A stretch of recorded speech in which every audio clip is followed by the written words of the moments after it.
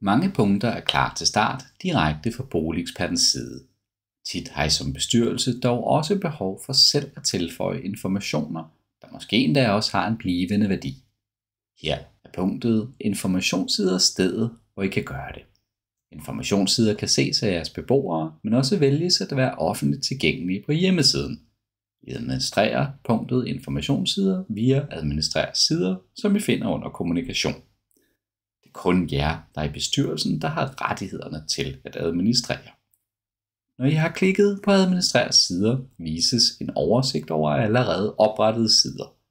Disse kan redigeres ved at klikke på sidens overskrift, og de kan også vises, hvis man vil se dem i den værdige version ved at klikke vis. Det vises her på oversigten, om den enkelte side vises på hjemmesiden og dermed er offentligt tilgængelig, eller om den kun vises, når man er logget på.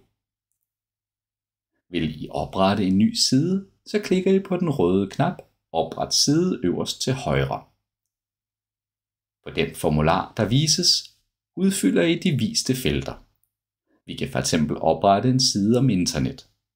Vi tilføjer et billede, og skal der tilknyttes en eller flere filer, så trækker I disse ind i boksen Tilføj filer her.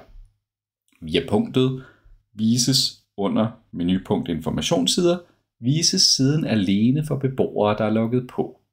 Vælges Vis på hjemmeside, vises siden også på den offentlige hjemmeside.